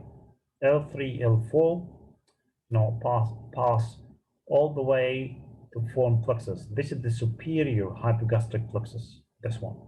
Okay, then this plexus divides into right and left. Inferior hypogastric plexus. So superior hypogastric plexus, then inferior hypogastric plexus, which is the main station of autonomic supply to the pelvis because it has sympathetic supply and parasympathetic supply. Okay, and this plexus, okay, will give sympathetic supply to the whole pelvis. Okay, to the whole. We do have sympathetic supply everywhere in the body, up to the root of the nails, up to the big toe, up to the root of the hair and the head. Everywhere in the body, we have sympathetic and parasympathetic supply. So what's the main hub? We call it the hub, H-U-B, hub of sympathetic supply in the pelvis. It's the hypogastric plexus. Gives rise to the inferior hypogastric plexus, right and left one, and inferior hypogastric plexus collection of the autonomic supply. It does have sympathetic fibers and parasympathetic fibers as well. Okay, so this is efferent from lumbar 3 and lumbar 4. Lumbar 3 and lumbar 4 lateral horn cells are the roots of the sympathetic efferent to the pelvis from the lumbar-splanchnic nerve. Okay, this one and that one.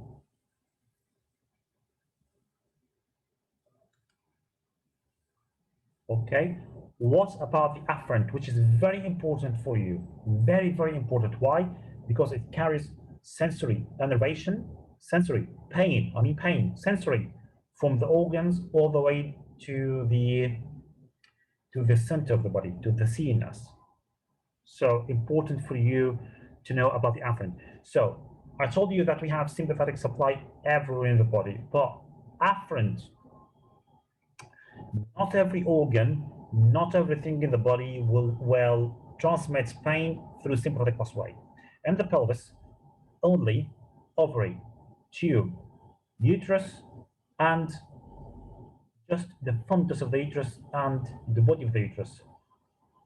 Those are the parts that will transmit pain through the sympathetic pathway back to the CNS.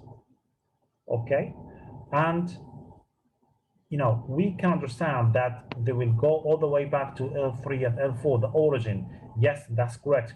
But also there'll be some anastomosis here, and the pain will rise all the way up to the T10. So it takes afferent from the uterus tubes to the hypogastric plexus, the inferior, superior hypogastric plexus, all the way to L3, L2, L3, L4.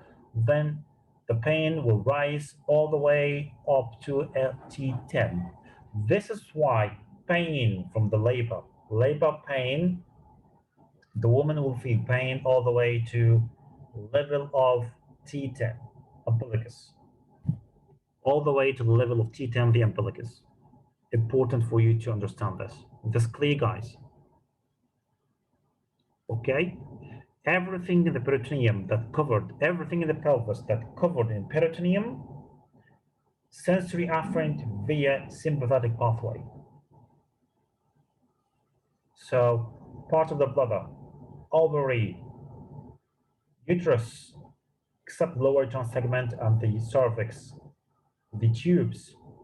If there's pain, if there's inflammation, if there's pain in any part of this, the pain will be transmitted to the CNS via the hypogastric plexus, sympathetic pathway, L3, L4, all the way up to level of T10.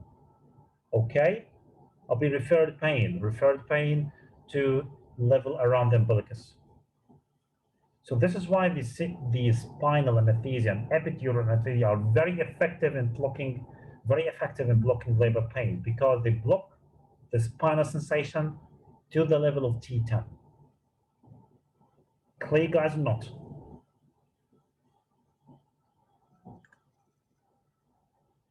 It's clear, guys. I know it's a little bit tricky, but very important for you to clear this concept. Do you know why labor pain now has referred pain to T10? Is this clear?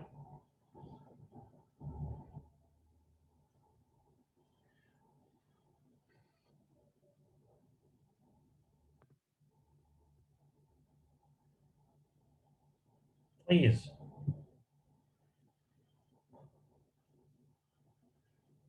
Repeat again. Okay.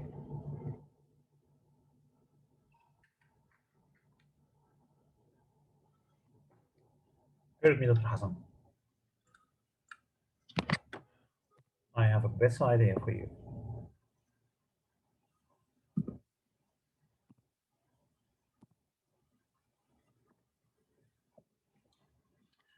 So we have uterus here.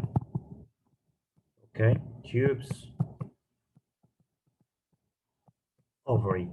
Okay, so we need to supply, and we have the rest of the pelvis. Rest of the pelvis.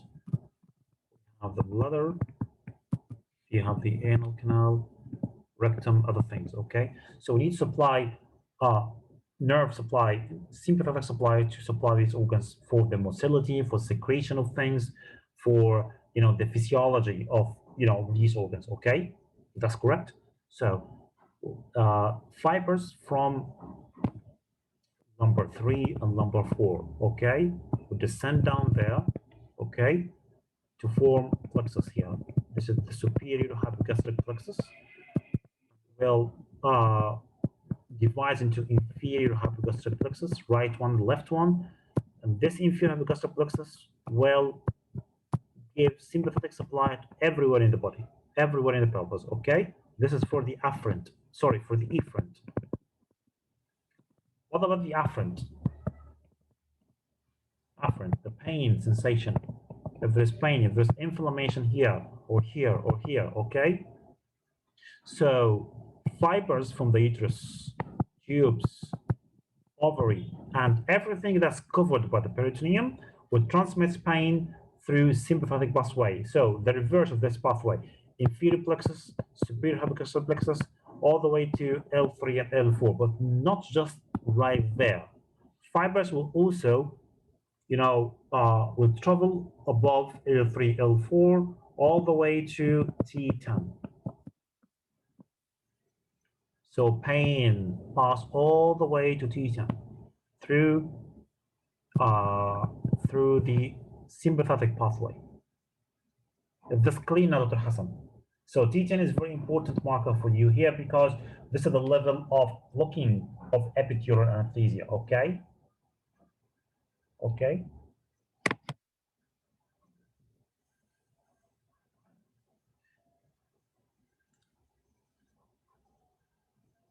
Okay, had it not been like this, okay, epidural anesthesia would have been of no benefit at all, okay?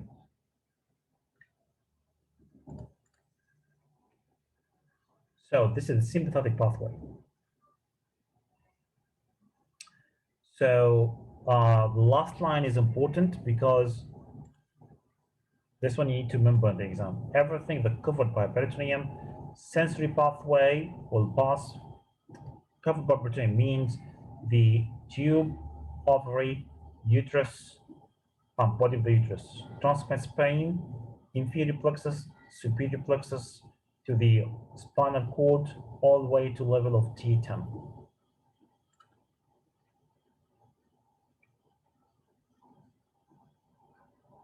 Okay, what about the parasympathetic pathway? Efferent, again, an afferent. So the main parasympathetic pathway in the pelvis is S2, S3, and S4. This is the center of the parasympathetic plexus, okay?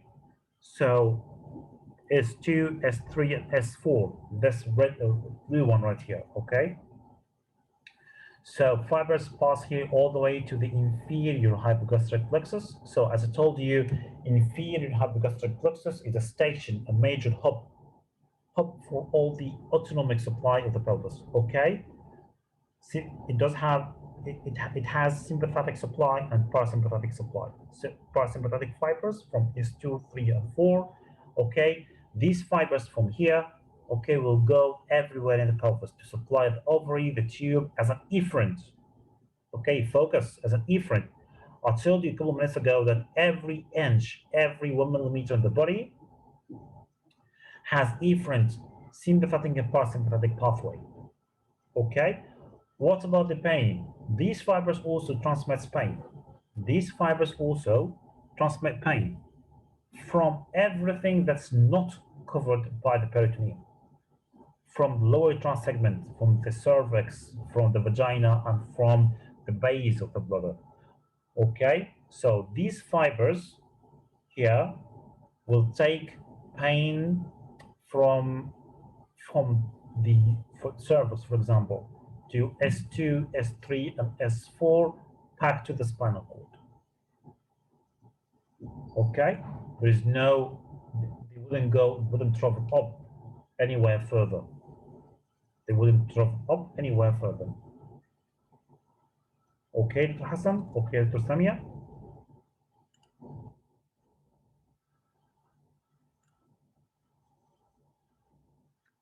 Okay. Okay, this is why you're not allowed to do, you're not allowed to do cervical dilatation without anesthesia. Otherwise, it'll be, it'll be so much pain here.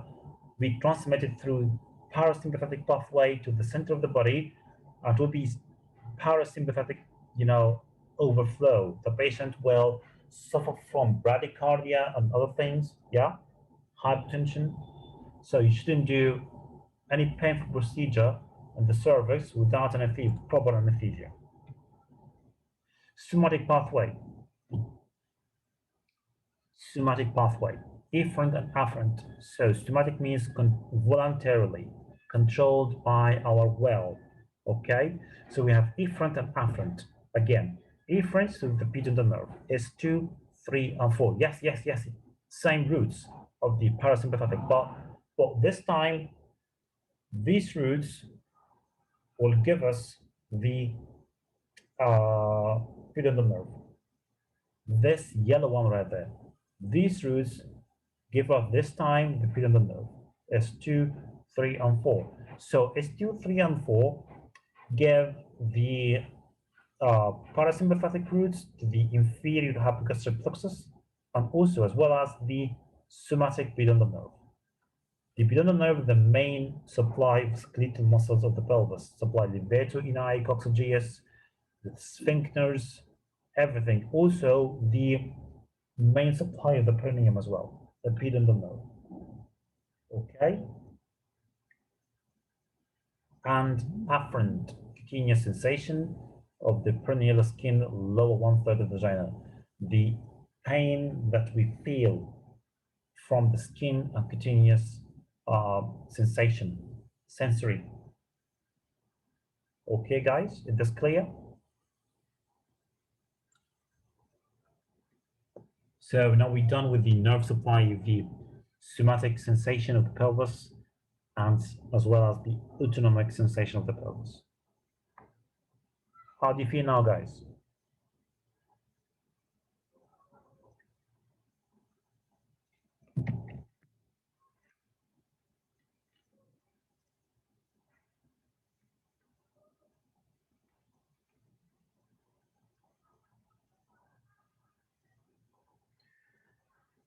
Okay, good. So the ovary is a little bit different because the blood supply, the anatomy and embryology of the ovary is a little bit different from the other structures. Okay, so sympathetic, again, we need sympathetic and parasympathetic innervation to the ovary. Sympathetic from the lesser splanchnic nerve. Where the lesser splanchnic, we have the greater splanchnic nerve, lesser splanchnic nerve, least splanchnic nerve, and lumbar splanchnic nerve, and pelvic splanchnic nerve. So many splanchnic nerves in the body. So lesser splanchnic nerve is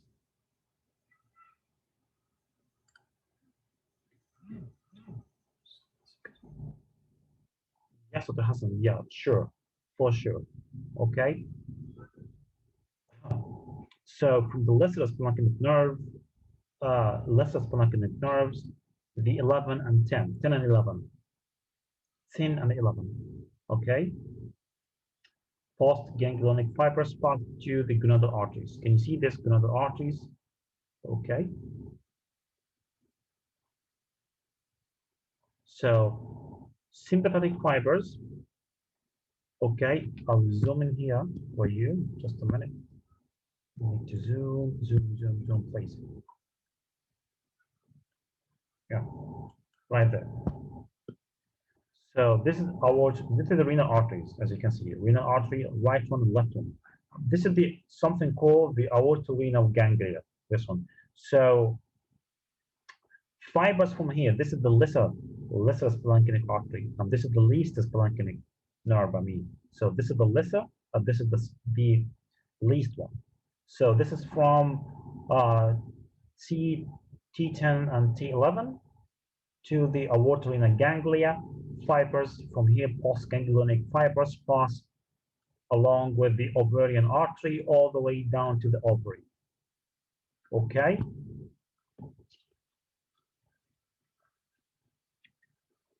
Good. So, parasympathetic fibers from these blanketing of the purpose blanketing nerve is 2, 3, and 4. Okay.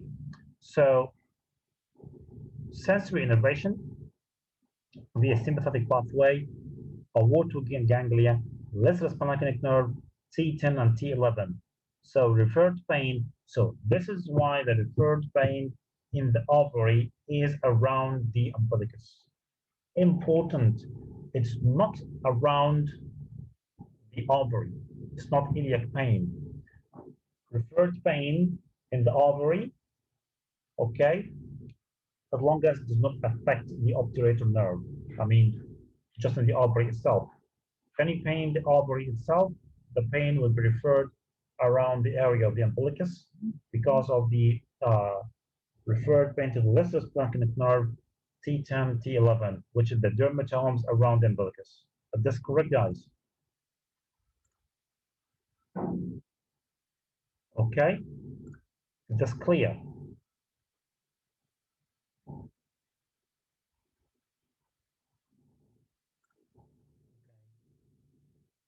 So this is the map of the referred pain. Important for you. So ovary, T10 and T11. So here, T10, T around the umbilicus, ovary, lesser splanchnic nerve, T10, T11. Hey, can you see this? You know, those two areas in the brown. Okay, this is the ovary. Okay, referred pain of the ureter, T11 and L2. T11 and L2. Where's L2? This is L2, the thigh. So there's a mnemonic for that. It's called line and grind. So line and grind. This is the referred pain of the ureter. So when you take history of the patient described pain in the side of the body all the way down to the inner side of the thigh. Line and grind. Ureter, right there. This one, right there. This is the referred pain of the ureter, because the supply of the ureter comes from this part, T11 all the way down to L2. Okay, this is the map of referred pain. So the pain in the ovary appears around the umbilicus. Okay, T10, T11, lesser splanchnic nerve. Okay.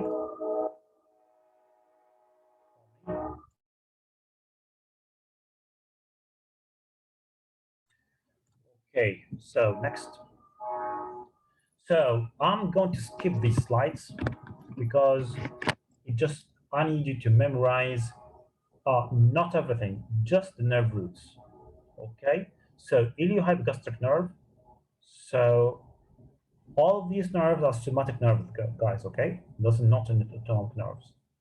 Those are somatic nerves. They give motor supply to the muscles and transmits somatic sensation of the cutaneous supply of the abdomen and the thigh. Okay, so you have iliohypogastric nerve, T12L1, ilioinguinal nerve, T12L1. Okay, genitofemoral nerve, important, L1, L2. Genitofemoral nerve, L1, L2. Lateral cutaneous nerve, the thigh, L2, L4. Femoral nerve, the very big one, L1, L2, L3, and L4. 4 roots for the femoral nerve. This green one here. Okay. L1, L2, L3, L4. Obturator nerve, L2 all the way to L4. Obturator nerve, L2, 3, and 4. So you can think of obturator nerve as a sister to the pudendal nerve. So pudendal nerve S2, S3, S4. Obturator nerve L2, L3, L4. So like its cousin, but from the lumbar plexus.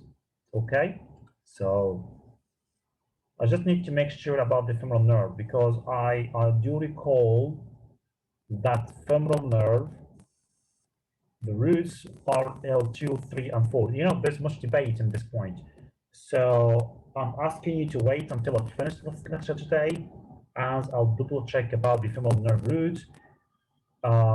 Is L1 included or not? Well, definitely 2, 3, and 4 are there. Okay, I'm not sure about femoral nerve, L1 is included or not. Might be a mistake, might not. So please wait until I finish and I'll double check it. Okay.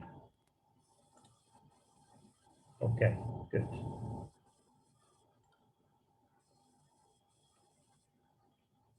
And this is the sacral plexus. Sorry. Sacral plexus.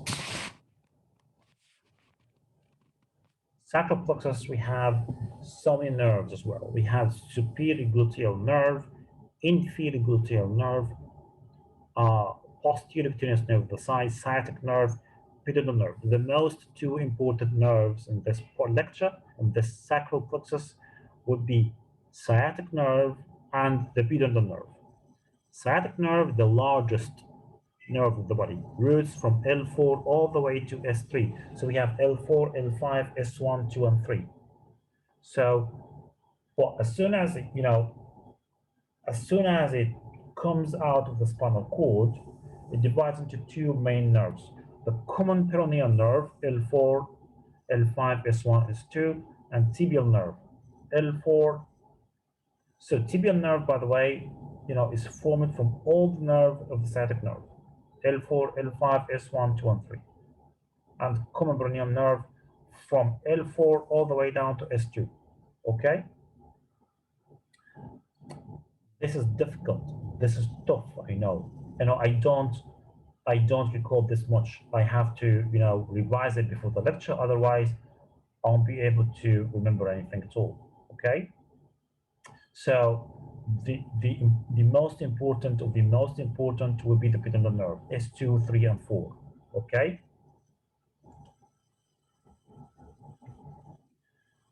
Genitofemoral nerve, important. Why important? So it comes out of the lumbar plexus. It's L1, L2, plus superficial to the. This is the psoas muscle. This one, this is the iliacus. This is the psoas. This is the iliopsoas muscle, and it was just lateral to this, the external iliac artery. Those are the external iliac lymph node groups. Okay, so two branches. So it passes through the inguinal canal from the middle, and it, one branch will leave the canal in the middle. This is the femoral branch, and the genital branch will continue all the way down to the external ring, the superficial ring. Okay, during surgery, during removal of those lymph nodes, we might inadvertently, cut this nerve, and the patient will complain of some numbness, paresthesia in the anterior part of the thigh. Okay, so you need to take great care when you do lymphadenectomy of the external group of the lymph nodes. Okay, that's clear, guys.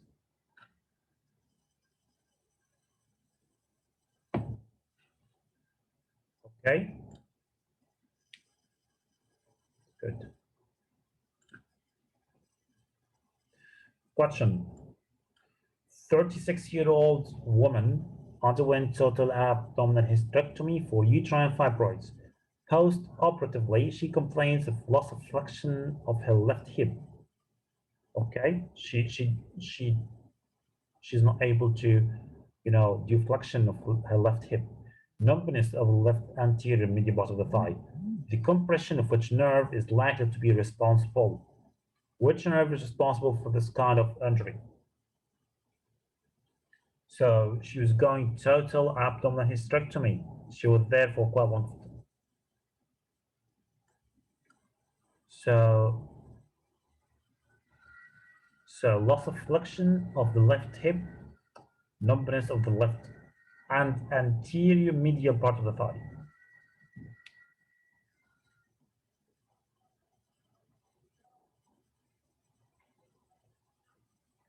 Anterior, yeah, obturator nerve. This is the clincher, you guys. So obturator nerve is also responsible for nerve supply and nerve supply to the muscles of the anterior compartment of the thigh, and also the innervation, sensory innervation of the skin of the anterior and medial part of the thigh.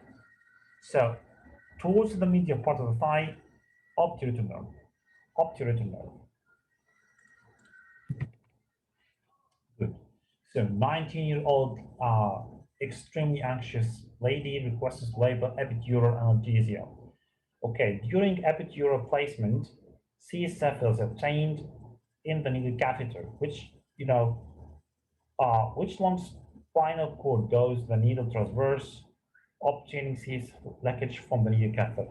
Basically, this question is asking about what is the space that we inject through the dose of the spinal anesthesia or epidural anesthesia.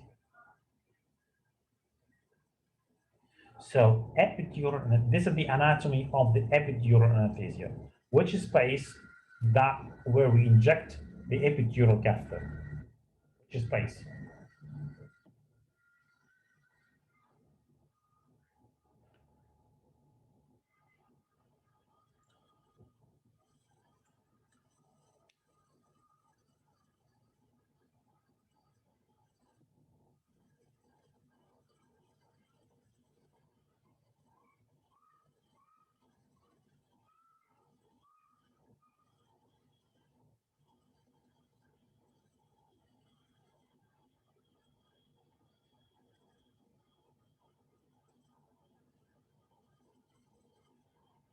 Hello, guys.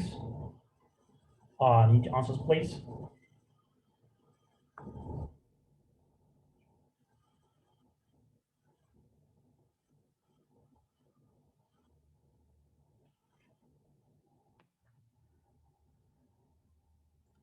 Okay, no time for this. Okay, that would be B. Space between wall of the vertebral canal and dura mater. I'll show you what I mean in a minute. Just be with me.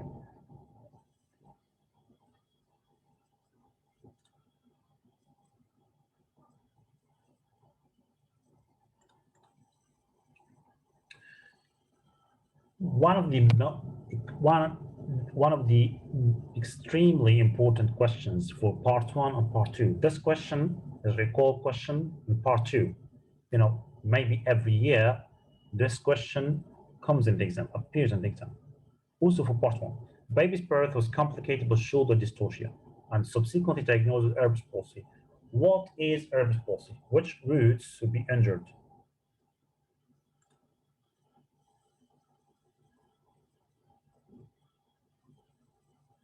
Yes, Dr. Hassan.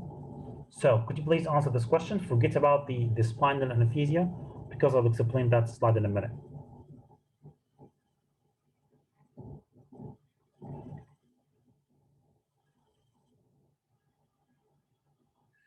I'll do the nerve injuries, then we'll take a break. So B, B, or D, B. Dr. Samia, you're correct. Dr. Hassan is C5 and C6. Okay, so another question. 65-year-old lady underwent vaginal surgery for which she was in lithotomy position, this is a clincher, for 2.5 hours.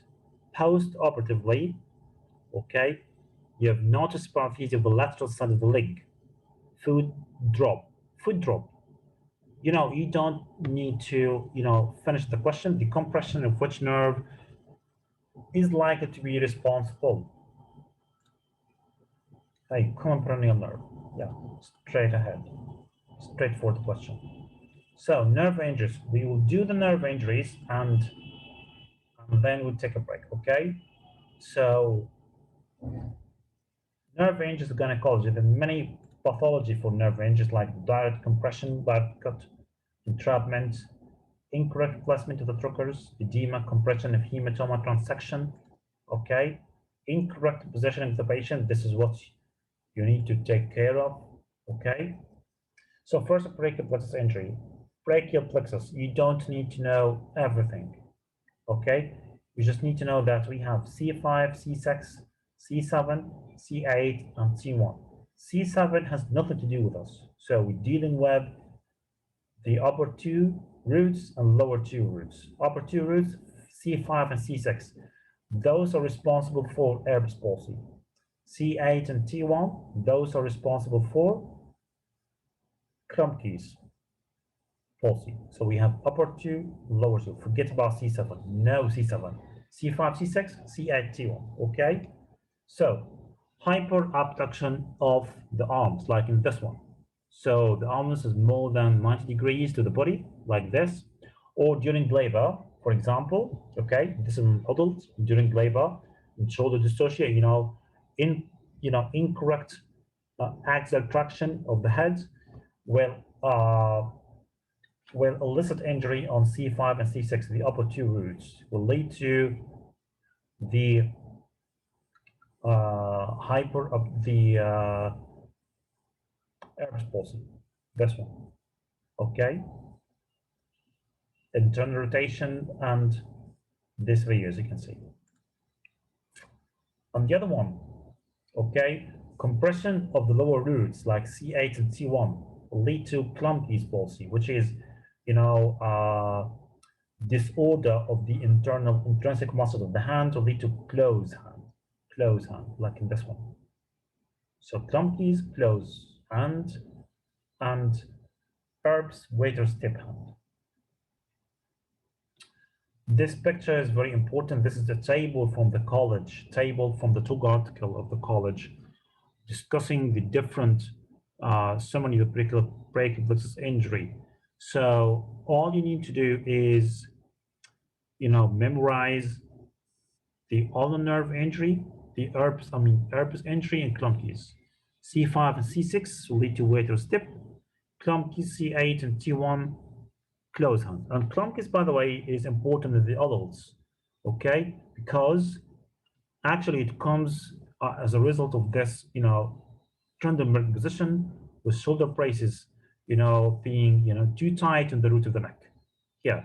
So there'll be so much compression in the root of the neck right here, root of the neck, especially in the lower roots, C8 and T1, okay? So we need to make sure this does not happen. Okay, guys?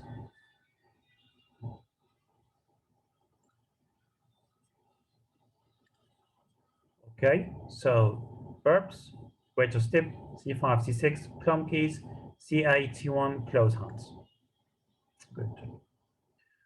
For rescue lithotomy position, we have so many nerves coming, in significant relation to the lithotomy position, like femoral artery, obturator artery, sciatic nerve, common peroneal nerve, tibial nerve, lateral cutaneous nerve. Okay, let me just explain here because this is important. I need a pen. Yeah, so sciatic nerve posteriorly divides into common peroneal nerve and tibial nerve. Can you see this part? So compression from these staples on the common peroneal nerve. This will lead to foot drop and sensation anomalies on the lateral part of the thigh, of the leg, I mean. So leg problems and foot problems, okay, from the common peroneal nerve. Also here comes out from here the femoral nerve. So too much time kinking of the nerve might lead to femoral nerve injuries. But this is not common, by the way, in lithotomy position. The one that's really common in lithotomy position will be the obturator nerve. Obturator nerve response comes here, medial side of the thigh, responsible of nerve supply to the muscles of the anterior and medial part of the thigh. Okay? So lithotomy position, mainly obturator nerve, sciatic nerve, common peroneal nerve. Okay? Sometimes the femoral, but especially the obturator nerve.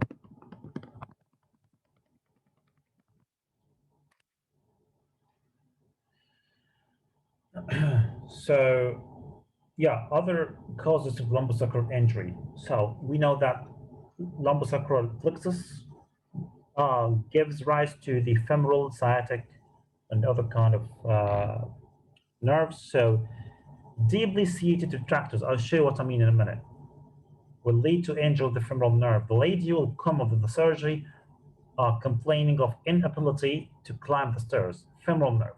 Femoral nerve is the main nerve supply of the hip flexors and knee extensors. Okay, so injury to this nerve, the lady won't be able to flex the hip, won't be able to climb the stairs. Okay, transarticulator tape operation, obturator nerve. I'll show it to me in a minute. Sacrospinous fixation, pudendal nerve. External iliac. This should be, sorry, lymphadenectomy. I need to page 77. Okay. External iliac lymphadenectomy. We have that in a minute ago. We'll injure genitofemoral nerve, L1, L2. Okay. Nerve entrapment during cesarean section. This one, iliohypogastric and ilioinguinal nerve entrapment. When you cut through this one, okay, during finished incision and during cesarean section, okay, you'll cut through the nerve and the nerve. So you need to be, sensible in the length of your incision. You don't have to go that far, okay? You can just be in the middle, right here. You will be good with that, okay? As long as you don't see the fibers of the external oblique muscles, you'll be okay, okay? So mainly finish sheath incision should be within the aponeurosis, within the fascia, within the sheath. Don't go to the muscles. If you go to the muscles, you will cut the ilioinguinal iliohypogastric nerve, okay? If you see the muscles, if you cut through the muscles, you need to avoid dual nerve entrapment. Nerve entrapment means you take stitches and compress the nerve. You take the nerve in the stitch itself. So in order to avoid this, take or stitch every layer apart. So you first close the internal oblique, then close the transversus abdominis, then close the external oblique. Okay? In that manner, you won't do nerve entrapment. You won't entrap the nerve. So nerve entrapment means you take a stitch over the nerve. Okay? Don't do this.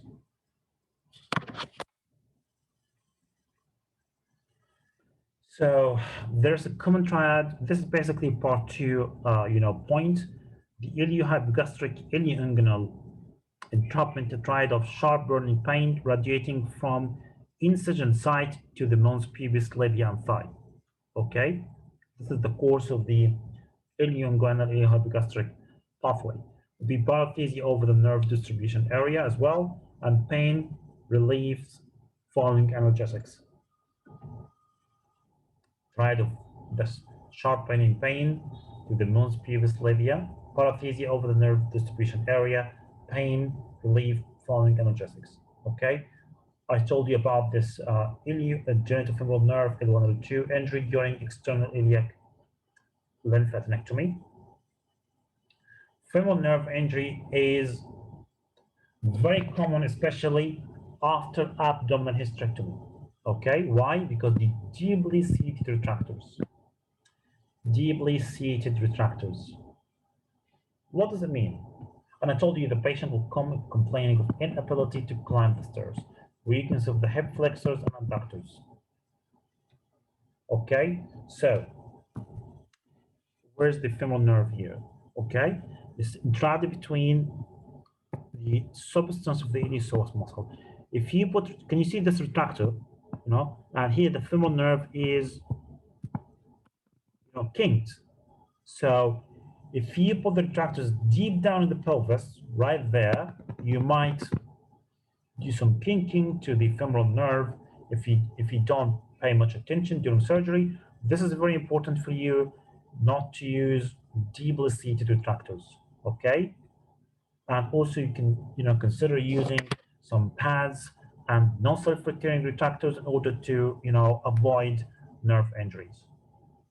Okay? Okay, guys, are you happy till now?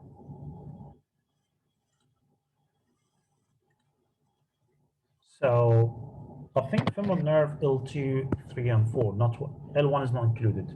So, but I told you I'll double check that in a minute. Okay, so obturator nerve injury. This happens during the TOT operation with the transobturator tape. You know, the surgeon passes a tape through the obturator foramen and deliver it through the vagina. This is in order to one of the suspension of the urethra and the bladder, in order to one of the surgical management of the stress urinary incontinence. So we deliver the needle through the obturator canal foramen.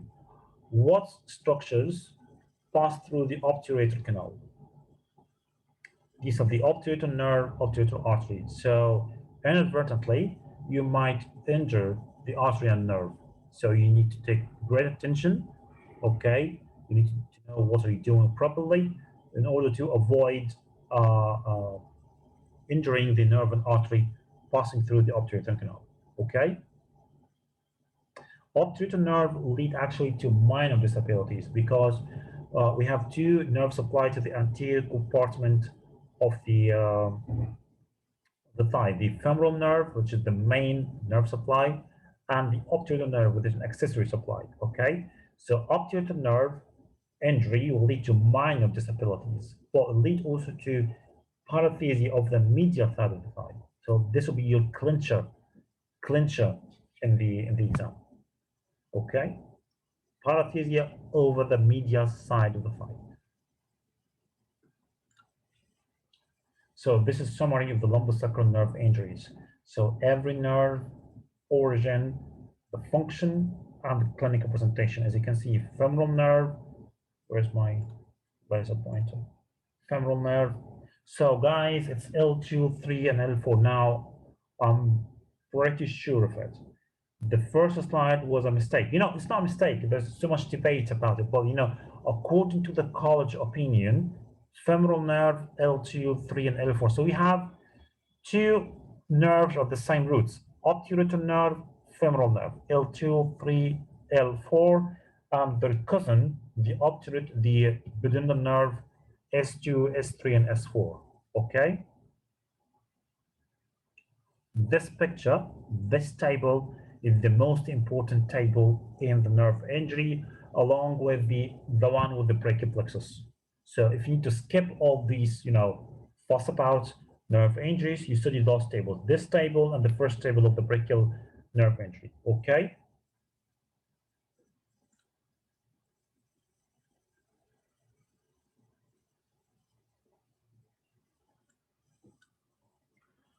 Okay, guys, so lymph supply. I think I'm tired, I need to pray. So we take a break, maybe 15 minutes. How about that? Okay, we still have like 100 slides to go. Yeah, it's pretty lengthy lecture today. Okay, so we need 2 hours to cover everything, inshallah. Break for 20 minutes.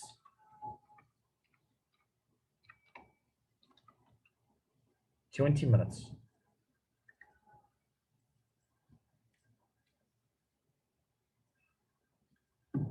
Okay. Thank you. See you in 20 minutes. Thank you.